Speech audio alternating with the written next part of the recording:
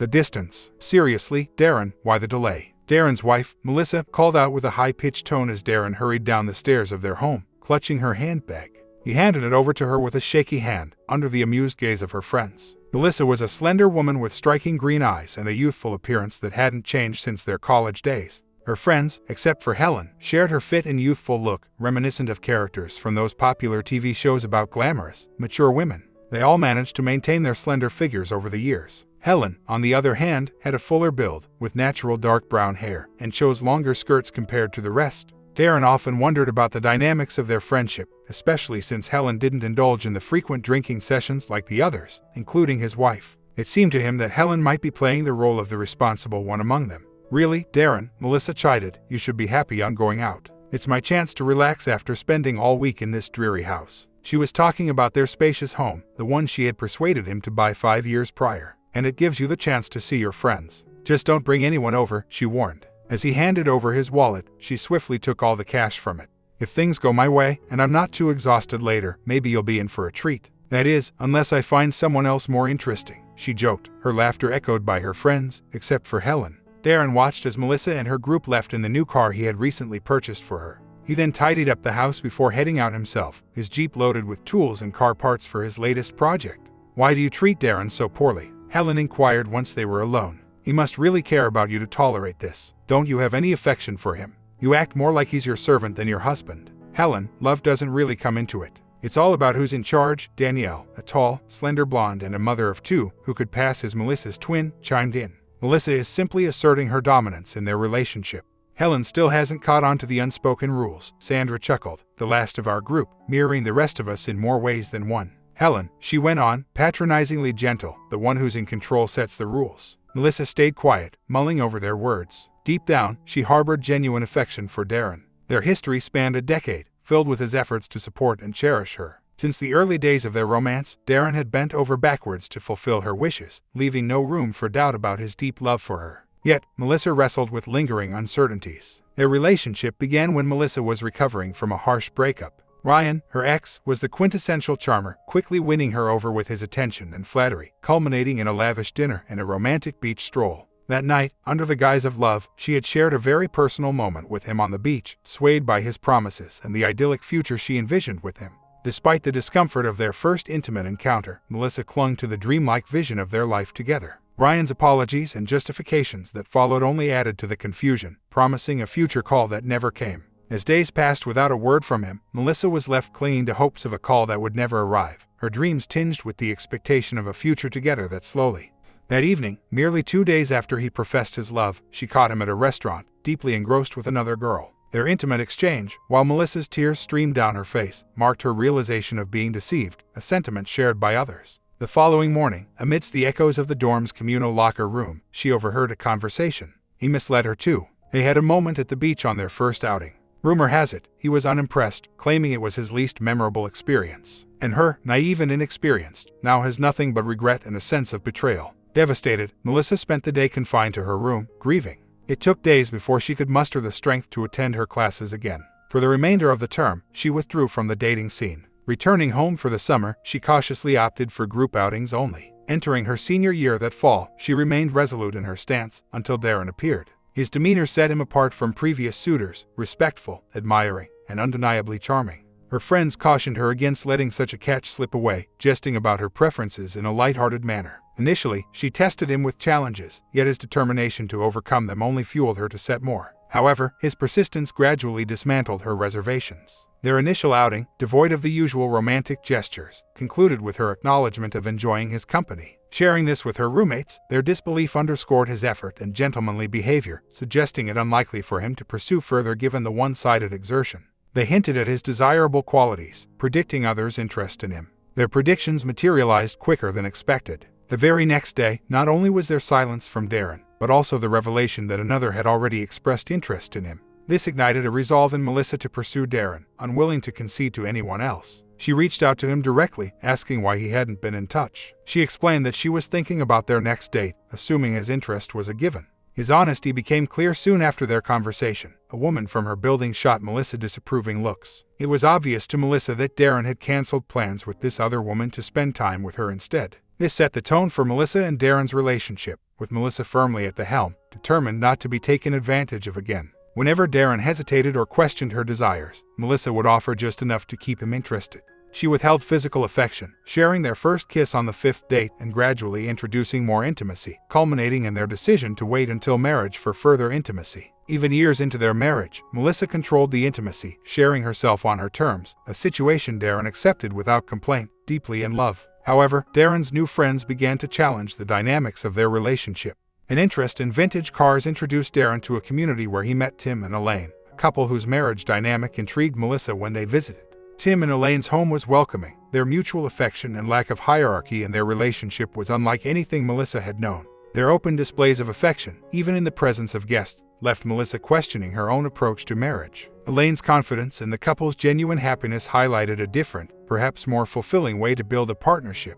Their young daughter, innocently playing while her parents enjoyed the company of their guests, underscored the warmth and love within their home, presenting a stark contrast to the controlled environment Melissa had always enforced. As the girl approached Tim's bright yellow sports car, the door swung open, and she hopped in. The door shut with a decisive sound. Tim and Elaine exchanged glances. Melissa was curious about how the car door opened and closed on its own, but since the girl's parents didn't seem worried, she figured she shouldn't be either. Her attention was more on the dynamics between the parents. As Elaine sat close to Tim, their interaction was intimate and public.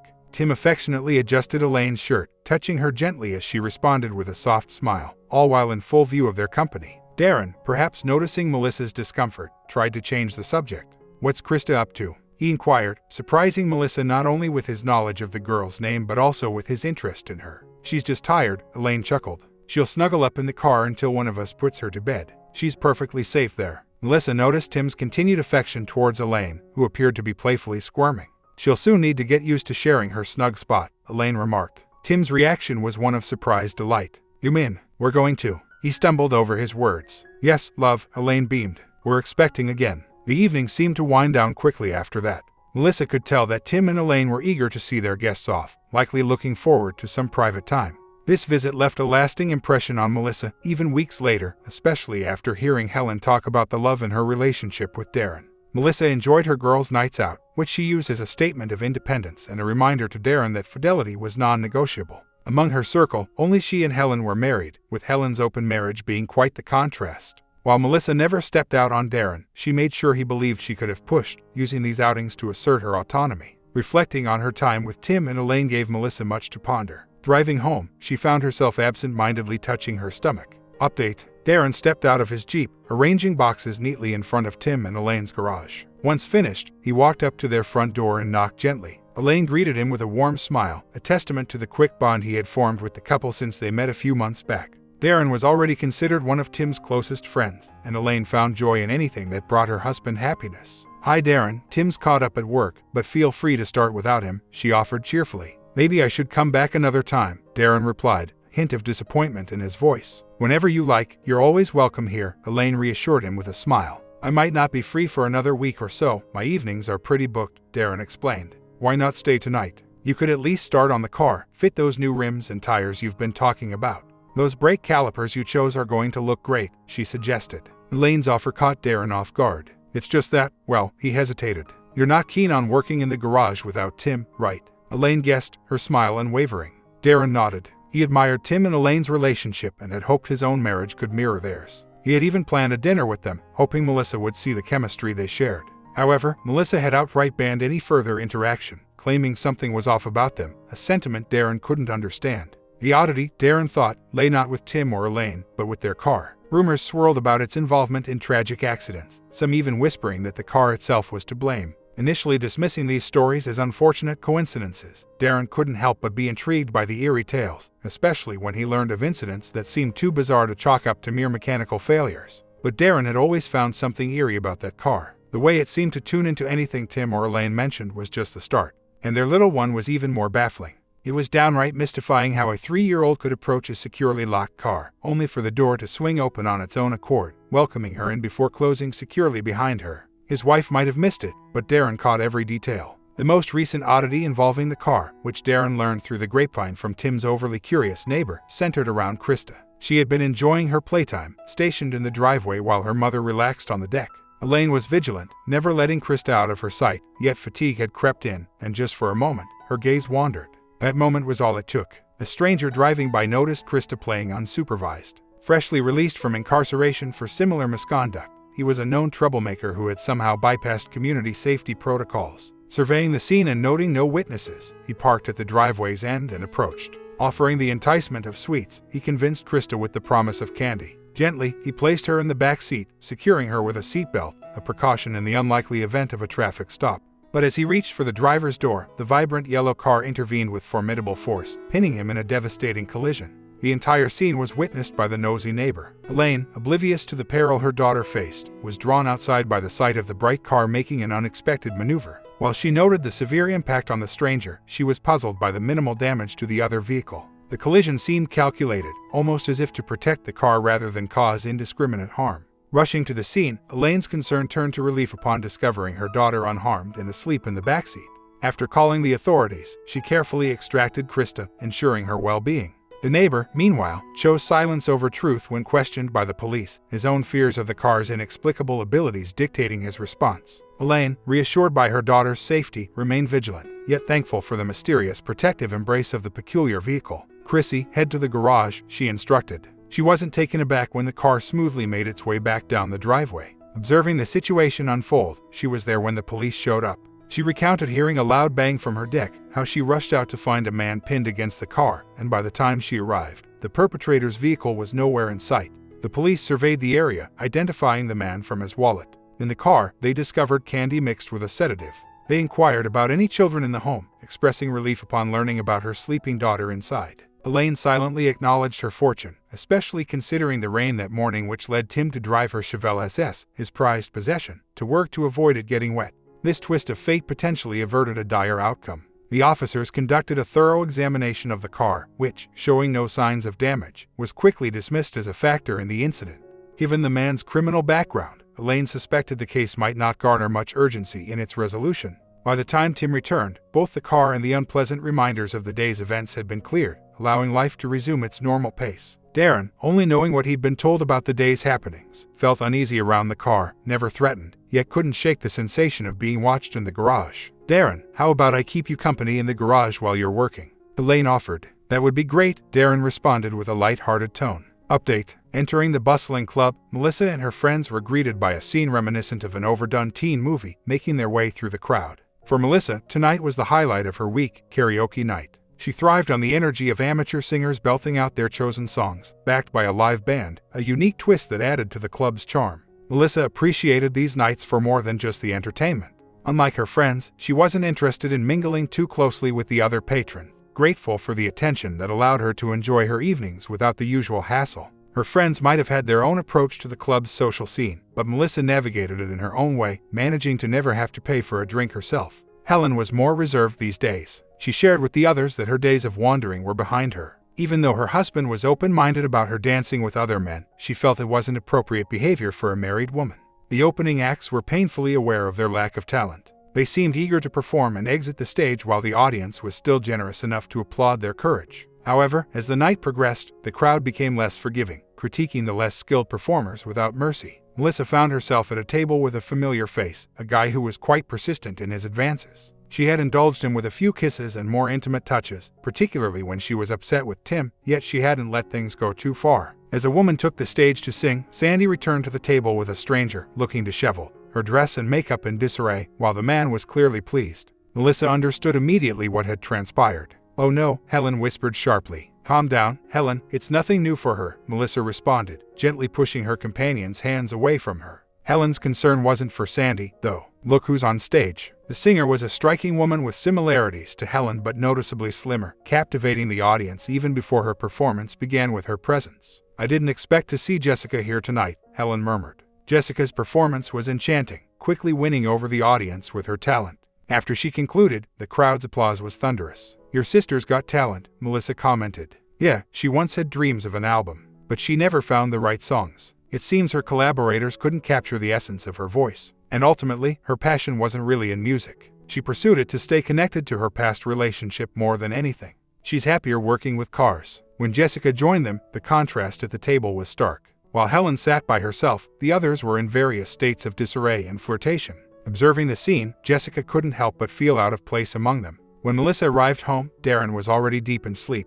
It was unusual for him not to wait up for her. She figured he did it for two reasons, either to reassure himself she hadn't been unfaithful or to share a moment of intimacy if she was in the mood. The unwanted attention she received at the club earlier had left her feeling uneasy. Despite this, she cherished the moments of closeness with Darren, though she never let on just how much she enjoyed them. She feared that revealing her true feelings might give him the upper hand, diminishing her sense of control. Ever since their conversation about potentially starting a family, Melissa had been contemplating significant changes, including stopping her birth control. The sight of Darren sleeping, facing her side of the bed, sparked a desire in her to open up fully to him, to trust him without reservations. However, past experiences, particularly a painful breakup during her college years, had taught her to guard her heart fiercely against any form of vulnerability. Noticing Darren's face buried in her pillow, as if cherishing her scent in his sleep, stirred emotions within Melissa. She momentarily allowed herself to feel touched by his apparent love for her. But the vulnerability scared her, prompting a swift return to her defensive stance. In a sharp tone, she woke him, criticizing his oversight with the household chores. Darren, groggily apologizing, mentioned his early commitment the next day as the reason for his neglect. Melissa, uninterested in excuses, demanded action.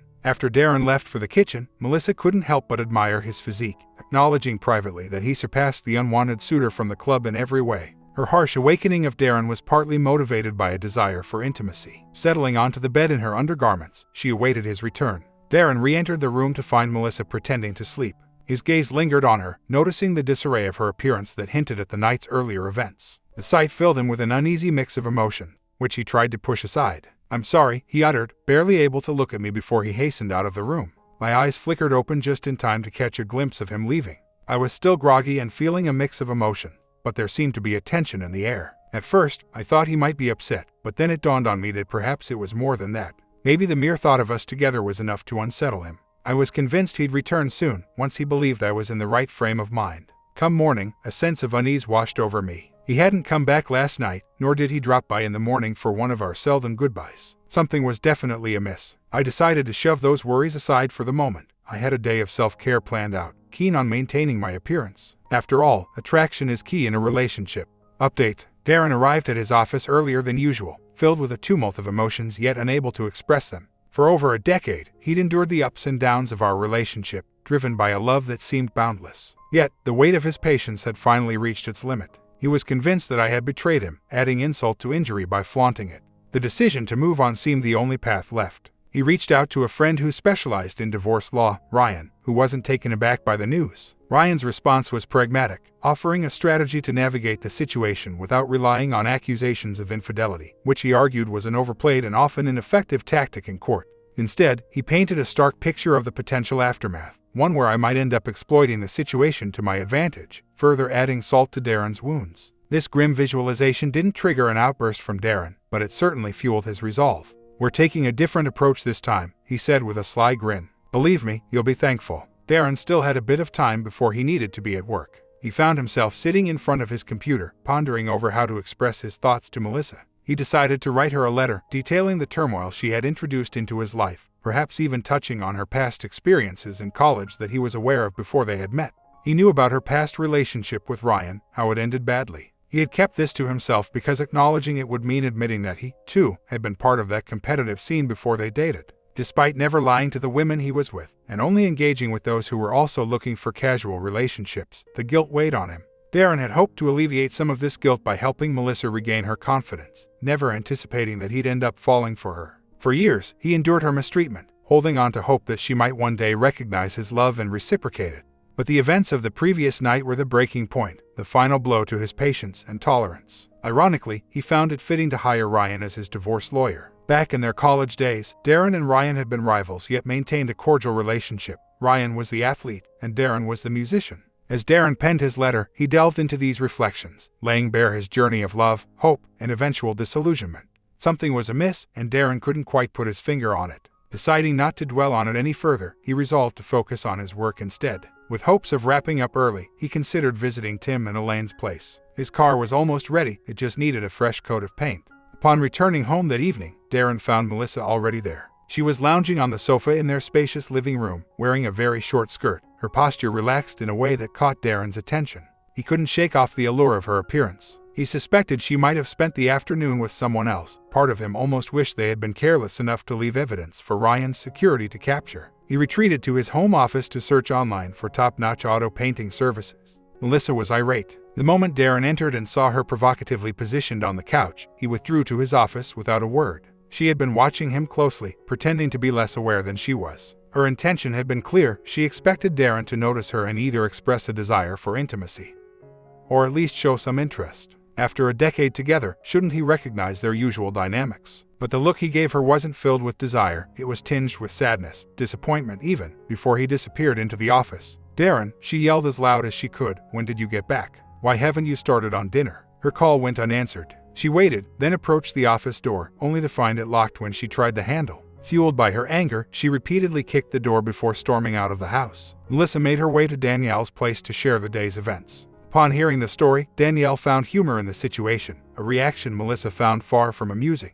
It made her question why she had chosen Danielle to confide in, realizing perhaps she was simply desperate for someone to listen. As their conversation wrapped up, Helen arrived, prompting Melissa to recount the story once more. Danielle and Helen had starkly different takes on the matter. Danielle seemed to believe that Melissa wielded significant influence over her husband, considering it an advantage. She suggested that Melissa should assert her independence to an extreme, implying she could pursue relationships with others without any objection from her husband. Helen, shocked by Danielle's advice, questioned what had become of Danielle's own marriage. Danielle hesitated, attempting to justify her actions by claiming a desire for variety. Helen cut her off, revealing the truth that Danielle's flirtations had led to her marriage and despite her pleas, her husband had moved on, leaving her embittered and alone. The confrontation escalated, ending with Danielle demanding Helen leave. Later, back at home, Melissa found herself pondering the day's conversations when Helen appeared at her doorstep.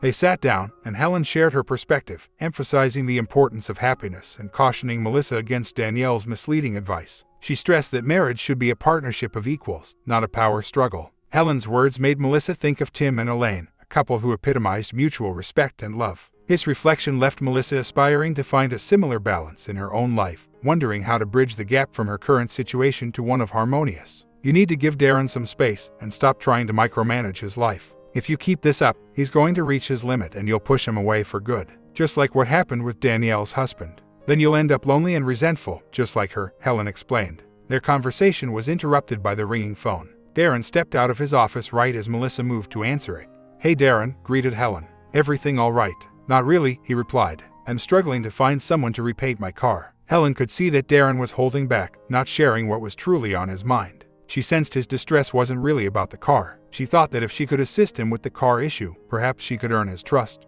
Then, she might be able to encourage a heart-to-heart between him and Melissa before things spiraled. Helen grabbed a notepad and pen from the table, jotting down a contact. "This is Jessica's number, my sister. Mention my name, and she'll offer you a fair deal." "Thanks," Darren said. "Darren, we may not be close, but I can see you're a stand-up guy. It's important to assert yourself with Melissa from time to time," Helen advised. "Sometimes, a little bit of madness is necessary to protect your sanity," she added with a hint of a smile. Melissa re-entered the room, catching their exchange. "We need to leave now," she told Helen urgently. "There's a crisis at Danielle's place." Melissa glanced around for Darren, wanting to remind him of something, but he had already left. "I'm heading out," declared Helen. "Forget Danielle and her drama. After being told to leave her place in no uncertain terms, I have no desire to return." Upon arriving at Danielle's, Melissa found her friend on the sofa looking terrible, a cold compress on her head. Sandra was there too but stood to leave as Melissa walked in. "Great, you're here. I'm off, I have plans," Sandra said breezily. "Where's Helen?" Danielle groaned weakly. "Don't you remember? You asked her to leave your place," Melissa reminded her. "I didn't mean it," Danielle sobbed.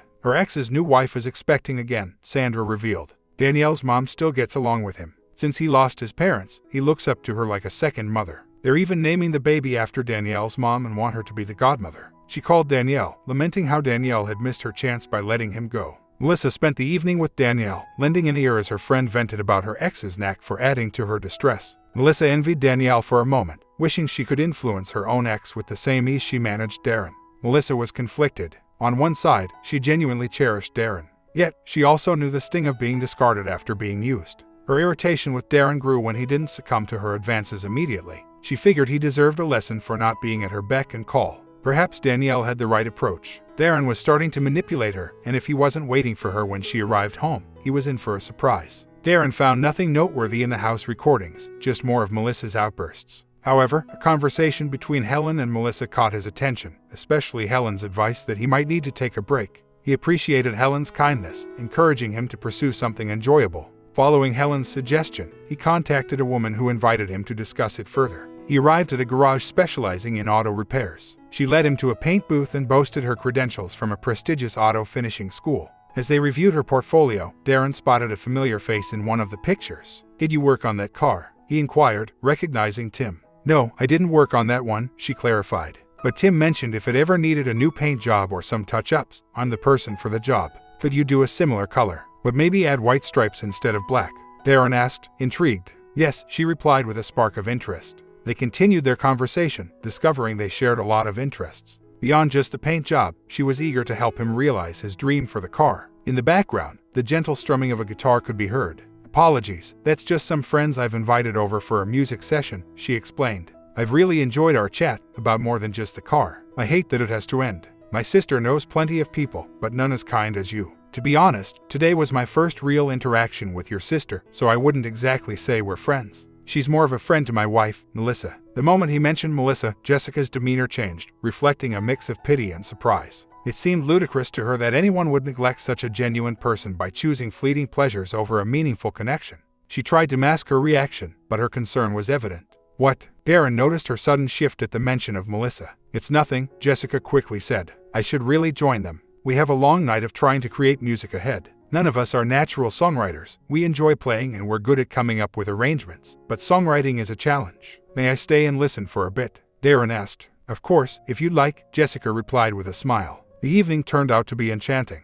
Jessica sang alongside Darren, covering popular songs from the radio and attempting their own composition, which somehow felt incomplete. After a few hours, the session ended. "This is what I mean," she said, feeling somewhat resigned. "At best, we're a cover band." "I wouldn't say that," Darren encouraged her. "Maybe you just haven't found the right song yet." "People have been telling me that for years," she confessed. "But to be honest, music is more of a hobby for me than a burning passion. I do it to spend time with friends. Without it, they'd probably just find someone else and move on." "But you're really talented," Darren insisted. "Do you want to grab something to eat?" she suddenly asked, then paused, remembering. "Oh, I'm sorry, I forgot you're married." "Not for much longer, I'm afraid. I'm in the process of getting a divorce," Darren revealed. "So you're in the loop, huh?" She raised an eyebrow. "Loop about what?" I countered. "I'm neutral territory," she said with a grin. "I stay out of other folks' disputes." "This isn't a dispute," Darren chimed in. "You need two sides for that, vying for something. This situation is more akin to breaking free, finding liberation." She gave Darren a puzzled look. "Don't just take my word for it. Feel free to chat with your sister about my marriage to Melissa," Darren suggested. "Moreover, it's been crystal clear these past few months that Melissa's heart isn't in this. These last few days. Blatantly obvious. Took me over a decade to see what should have been apparent from day one," Darren confessed. "For more than 10 years, it's been all about what Melissa wants," he said with a hint of irony. "My preferences were never in the picture." Darren and Jessica ended up talking for more than 2 hours. They had planned to leave, but the conversation just carried on. They delved into the breakdown of his marriage and hers too. Her former partner couldn't resist the allure of admirers, despite having a partner who was beyond comparison. When Darren finally made it back home, it was nearly midnight. Melissa was there, waiting on the sofa, arms folded. She wore a thin nightdress, more as a statement of what he was missing than for comfort. "Where have you been?" she demanded. "I was out looking into some car work," Darren replied. "Got caught up with some tunes and time just slipped by. If it's any consolation, I'm sorry." "You were meant to be here when I returned," she snapped back. "How was I to know that?" he retorted. "You never mentioned it." "Well, I assumed you'd know," she retorted. "What if I needed you? So now I'm expected to read your mind too?" Darren asked, incredulous, before heading upstairs. He gathered a bunch of clothes from the closet and drawers, relocating them to the guest room. Melissa followed him, fuming. "Open up, Darren," she yelled. "We're not done here." In her heart, she knew the evening hadn't gone as planned. This wasn't the outcome she desired. Yet, backing down now would mean losing her grip on the situation. "I've had enough, Melissa. I'm tired of this. You just don't listen," he expressed with frustration. Darren fell silent abruptly. Melissa's voice echoed from behind the closed door, but Darren's thoughts had drifted elsewhere. He reached for a pen and paper, scribbling down thoughts in a rush. This is the moment, he realized.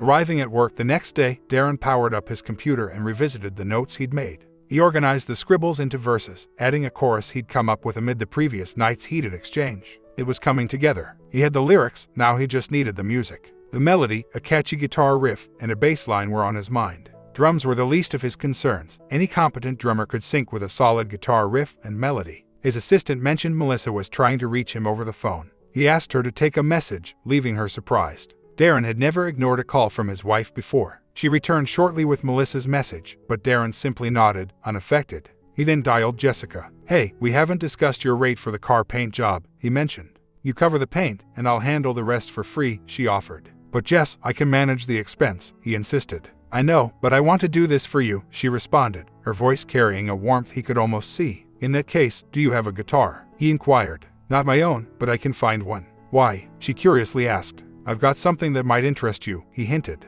"Oh, when can you show me?" she probed, her curiosity piqued. Jessica's hesitation around Darren had dissolved after her chat with Helen. Despite Helen's plea for Jessica to keep her distance, the stories she'd heard painted a different picture. If even a fraction of those tales were true, Melissa was undeserving of him. "I'd love to, but I can't," he told me. "Sorting things out is going to take a bit, and tonight I've got plans with some friends. Believe me, if I could skip it, I would." "Oh, do you know Elaine Matthews, Tim's wife?" "Yeah, why?" Jessica responded. "She's going to drop off my car later. Is it all right with you?" he inquired. "Perfect, the sooner, the better." But really, Jessica was still buzzing from the fact he'd called her Jess. She liked that, and she was intrigued by what he mentioned he had for her. Darren got home earlier than usual that day. Melissa watched him as he entered, headed straight for the shower, and then changed into jeans, a comfy pair of shoes, and a casual t-shirt topped with a light jacket. When he came back down, the tension spiked. "Where do you think you're going now?" Melissa demanded. "I didn't say you could go out." "I don't need your permission," he retorted.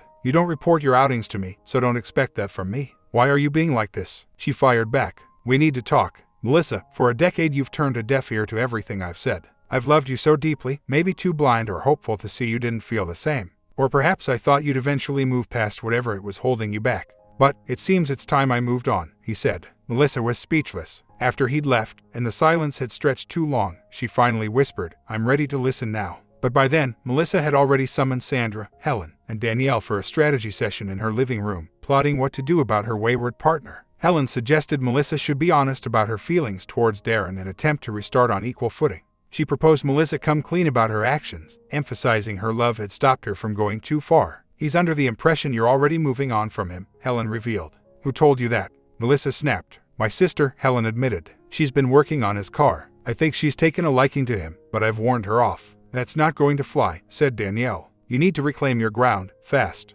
He's already scouting for someone new. You've got to show him two can play at that game. But in any confrontation, you escalate. He's found someone new, so you make a bold move. Make sure he knows it." This reworded version maintains the original's tone while removing explicit references, focusing on the emotional and relational dynamics between the characters. "He'll plead with you not to go through with it. That way, you'll regain the upper hand," she explained. "But what if he doesn't plead?" Helen questioned. "Then she'll look foolish and lose even more control." "No, you're missing the point," Danielle retorted sharply. "If he doesn't ask her not to, then she proceeds. She can always argue that she warned him, and his silence was essentially his consent." "You're the one not seeing clearly," Helen countered. "If she steps out with someone else, she might lose him for good. Remember your own situation, and you merely got friendly with some folks. Or maybe there's more you haven't shared." "Get out of my face," Danielle began. "This isn't your place to command." Update: Darren, Tim, and Elaine were enjoying their time at the fairgrounds. Tim was busy introducing Darren to various people. They marveled at the impressive collection of cars on display. It was the year's inaugural gathering of all the car clubs in the state, and Darren was thoroughly enjoying himself. He browsed through the cars, gathering ideas for his own vehicle. Tim introduced Darren to several of the 50 members of his club, which was unique because all its members drove yellow cars. Darren was amazed. Wandering the fairgrounds, Darren observed Tim and Elaine together, feeling a pang of envy. He realized more than ever that he and Melissa could never share what they had, deepening his sense of loss. "Hey, is this why you couldn't surprise me today?" Tim turned to find Jessica behind him, greeting her with a tight hug. She reciprocated, bringing them closer in a warm embrace. Feeling the intensity of the moment, Tim hesitantly stepped back. "That was unexpected," she remarked. "Sorry, I just didn't think. I was too happy to see you," he replied. "Hi Jessica," Elaine greeted with a smile, to which Jessica responded with a friendly hug to Krista. As the evening unfolded, Jessica was with them. When darkness set in, they found a spot on the grass to enjoy a fireworks show. Darren's gaze often drifted to Tim and Elaine. He admired how she nestled close to him as they sat together, and how their daughter found comfort in their embrace, falling asleep peacefully. Feeling envious, Jessica inquired. "Absolutely," he admitted. "Same here," she confessed. In the days that followed, Darren and Jessica hardly saw each other. Busy schedules kept them apart, each dedicating themselves fully to their projects. Jessica had worked wonders on Darren's car, applying layer after layer of polish until it gleamed impressively. Meanwhile, Darren had completed his song, but his marriage with Melissa had deteriorated to the point of silence. Helen had tried to persuade Melissa to reconsider her approach and to simply talk to Darren, but to no avail. Eventually, Darren reached out to Jessica. "Tonight," he suggested, "shouldn't you sort out your divorce first?" She teased. "I can't, I've got plans too," he stated firmly. "Just don't bring your new friend over to our place, all right? And, actually, forget about my earlier warning. It's not like we've been close lately, or that it's going to change. Just keep him away from our home." As Darren headed out, Melissa thought she caught a hint of him humming to himself. What now? She pondered. She hadn't really planned to go out in that dress. She was hoping Darren would protest or ask her to stay. She was even ready to change if he had insisted. Darren made his way to the garage. As he approached, the door unexpectedly opened. Jessica was there, greeting him eagerly before he could even reach for the door. She had been waiting. Her gaze searched his face, then she gave a small shrug and a smile. "Come on, there's something I have to show you," she urged. Darren couldn't help but notice how Jessica seemed to see him as the only man, the only person in her world right now. Her eyes sparkled with genuine happiness. She appreciated Darren for who he was, without holding him accountable for others' actions. Entering the garage, Jessica playfully covered his eyes, attempting to guide him towards the paint booth. Their height difference made it a comical effort until Darren lifted her up, asking her to direct him. He caught a whiff of a floral scent from Jessica. Her perfume or maybe her shampoo was subtle yet inviting. He resisted the urge to lean in closer, not wanting to overstep boundaries. "You're hesitant, aren't you?" Jessica inquired, sensing his mood. Darren admitted it with a nod, and her laughter filled the space, a sound of genuine joy. "There's nothing to worry about," she reassured him. "It's natural to feel this way. We should embrace our feelings." "But I haven't handed her the divorce papers yet," Darren confessed. "It doesn't seem right. I just can't." "Oh, I was talking about your car," Jessica clarified with a laugh. "I thought you might be worried about the paintwork." "What did you think I meant?" "My mistake," Darren chuckled, a bit embarrassed. "It's just that being close to you, I got carried away with my thoughts." "You're not imagining things, Darren. I do hope we can explore where this goes. Though, my sister won't be pleased. She's been trying to mend your marriage," Jessica shared, hinting at a complex web of relationships and feelings. "There's nothing left for us," Darren sighed. She decided to go out tonight, dressed in a way that was clearly meant to grab attention. She didn't mince her words about her plans for the evening, either. "I just asked her to keep her adventures away from our home. It feels like our marriage was always more about her guarding herself against any possible hurt. She never really put her heart into us." "And why does that bring you to tears?" Jessica inquired gently. "Let it all out. Let her go.